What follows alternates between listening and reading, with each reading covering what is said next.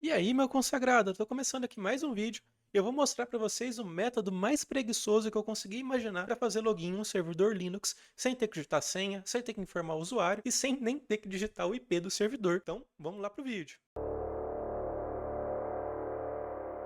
Cara, e pode até parecer mágica, mas na verdade é só a utilização de chaves simétricas, ou seja, chaves públicas e chaves privadas, onde a gente vai gerar esse par de chaves, vai cadastrar a chave pública onde a gente quer realizar o login SSH, ou seja, no servidor, e fazer algumas configurações na nossa máquina para permitir que esse login seja feito da forma mais rápida e mais preguiçosa possível. É como sempre, eu vou tentar manter esse vídeo aqui numa duração entre 5 e 10 minutos. Se eu não conseguir, me desculpem, mas é que não dá. Eu preciso explicar exatamente o que eu estou fazendo, porque minha intenção principal é compartilhar conhecimento.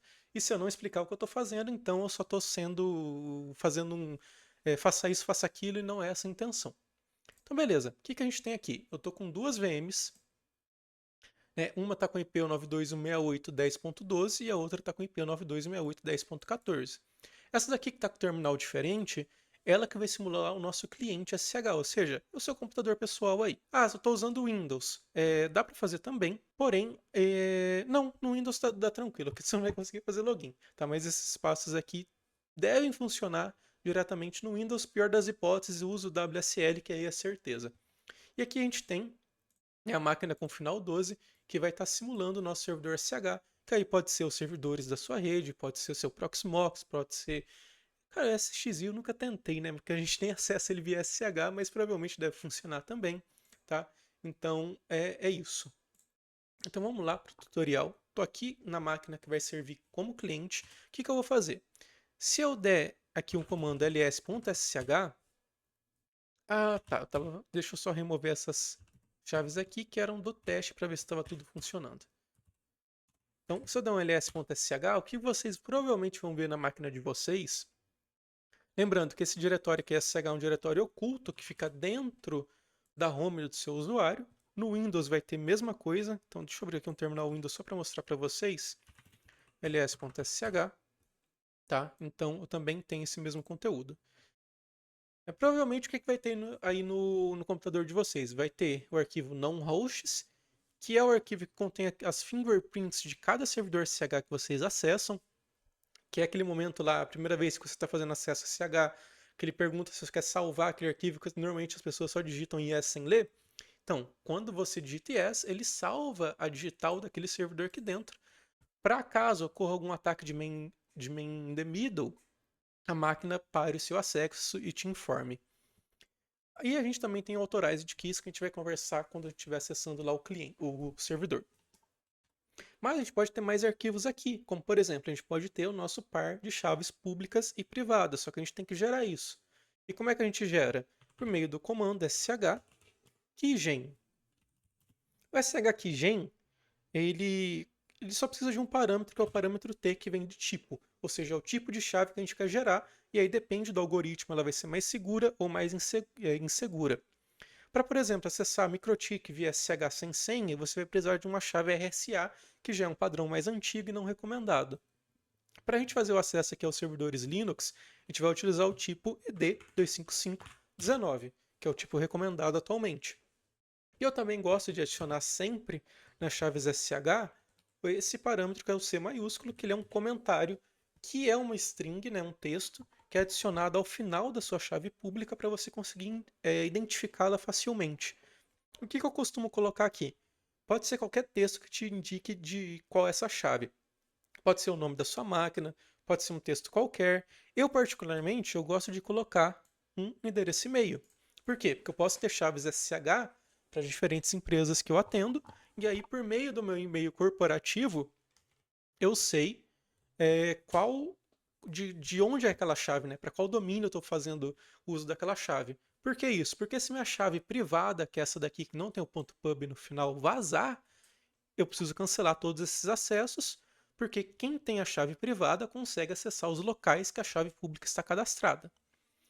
Beleza, então coloquei aqui o comentário, né, com o e-mail referente ao domínio desse acesso.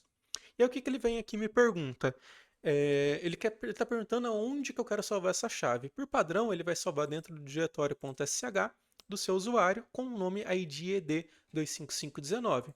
Novamente, eu não gosto, né? Eu gosto de deixar sempre bem descrito isso daqui para se algum dia der problema eu saber exatamente de onde é. Então eu sempre coloco também o nome da chave com o endereço e-mail para mim saber exatamente de onde é. E aqui ele vem uma pergunta de segurança que ele está perguntando qual que é a senha que eu vou usar para esse arquivo, para essa chave.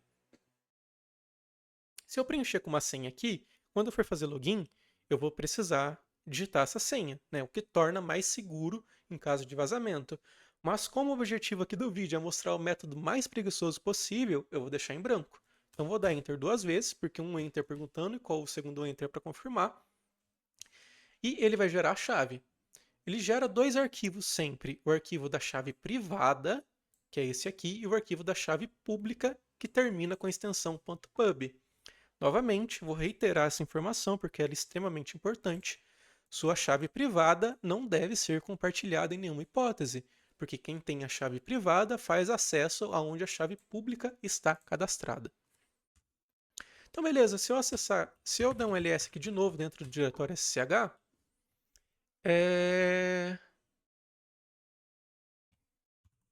não mostrou nada porque eu acabei passando o caminho errado aqui.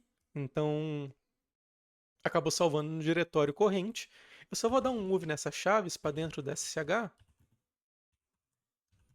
para ficar lá dentro. Então, se eu der um ls.sh, beleza, as chaves estão lá dentro. O que foi o meu erro aqui? Foi só informar o nome da chave. Eu deveria ter passado o caminho completo. Ou seja, antes daqui do ID suporte, eu deveria ter colocado /home, /Felipe Padilha.sh e aí sim ter colocado o nome da minha chave. Tá? Acabou passando. Então, de posse das minhas duas chaves, agora eu preciso cadastrar, né, ou informar para quem irá cadastrar a minha chave pública no servidor. Nesse caso aqui, como eu estou com acesso nos dois servidores, eu já vou fazer isso. Então, se eu estou aqui no servidor Ubuntu, né? Se eu der um ls.sh, ele também tem um par de chaves aqui já criado. Ele tem esse arquivo authorized keys. Se eu olhar o conteúdo desse arquivo, eu vou ver que no momento ele está vazio, ou seja, não existe nenhuma chave pública autorizada a fazer login nesse, ou melhor, não existe nenhuma chave privada indicada a fazer login nesse servidor. Tanto que, se eu tentar fazer o login aqui agora, ó, SSH, Ubuntu, o endereço IP dele. Ele vai pedir para mim confirmar o fingerprint, porque é a primeira vez que eu estou fazendo acesso nesse servidor, então vou dar yes, e ele me pediu a senha do usuário Ubuntu. Então digitei, aí sim eu consegui logar. A partir do momento que eu cadastrar minha chave pública no Authorized Keys, eu não preciso mais fazer esse procedimento. Então como é que eu faço isso? Vou fazer o cat.ssh e aí vou pedir para me mostrar o conteúdo da minha chave pública, que é essa string aqui. Só vou copiar ela, vou abrir aqui meu servidor e vou editar o arquivo de Authorized Keys. Colei o conteúdo da minha chave pública no arquivo de Authorized Keys, salvei e saí. Agora vou tentar fazer novamente o login SSH.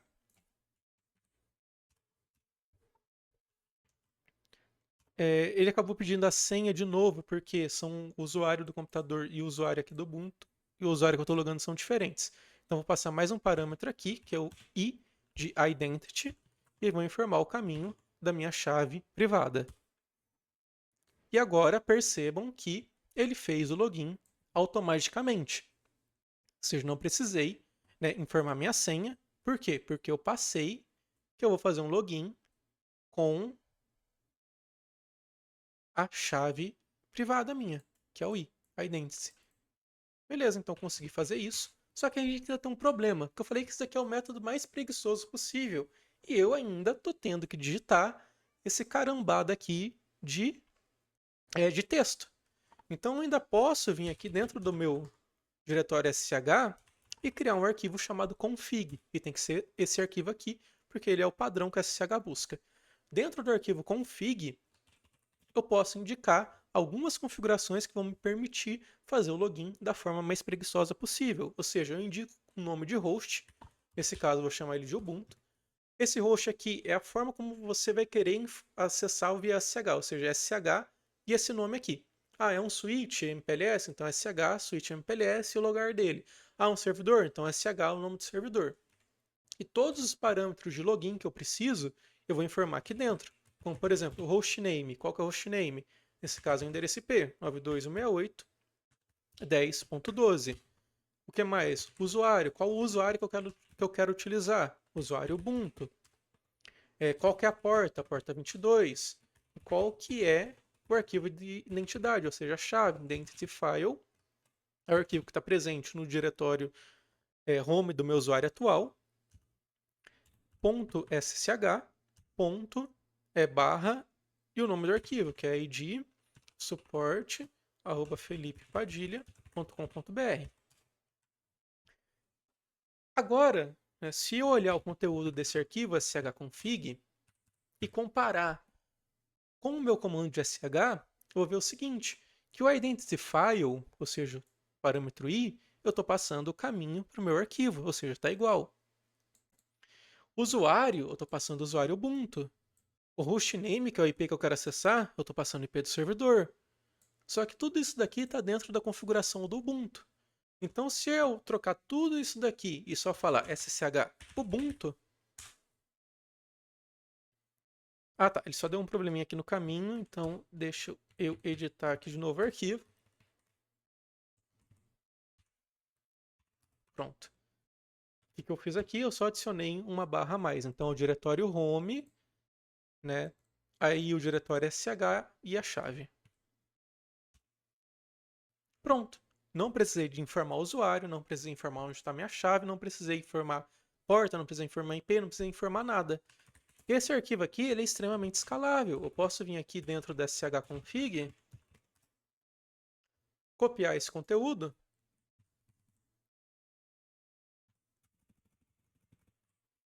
e criar um segundo host.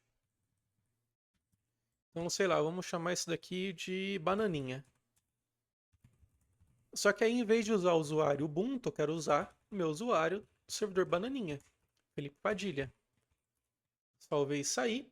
E agora, se eu tentar logar no bananinha, vai dar erro. Por quê? Porque o usuário Felipe Padilha, ele não tem uma chave pública cadastrada. E se eu olhar aqui no servidor, se eu der um ls/home, na verdade eu não tenho nenhum usuário Felipe Padilha. Então percebam que qualquer coisa que eu digitar aqui vai dar erro porque o usuário não existe. Então o que eu vou fazer aqui? Só para demonstrar que o arquivo config aceita mais de um host. Eu vou criar aqui o user add Felipe Padilha. E eu acho que o parâmetro para criar o home é o "-m". Faltou o sudo.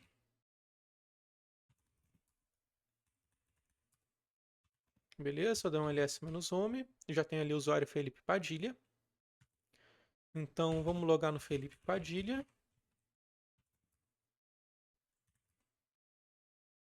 Deu permission deny, tá, porque eu tô... Deixa eu só mudar a shell dele. Então, Felipe Padilha, em vez de fazer login com sh, ele vai fazer login com bash. E agora sim, sudo su Felipe Padilha. Se der um pwd, eu estou em home Ubuntu, mas aí eu vou para o meu diretório. Se der um pwd, estou dentro do usuário Felipe Padilha. Se eu der um ls-la aqui, eu vou ver que não existe o diretório.sh. Então vou criar ele, mkdir.sh. Vou criar também o arquivo de authorized keys, então nano.sh authorized keys. Ou melhor, só vou deixar o arquivo criado aqui com touch. E vou definir uma senha aqui para o usuário para ele poder logar a primeira vez. Então, Felipe, current password em branco. Vai dar erro, beleza? Então vamos fazer o seguinte, exit sudo pswd Felipe Padilha, nova senha, Felipe.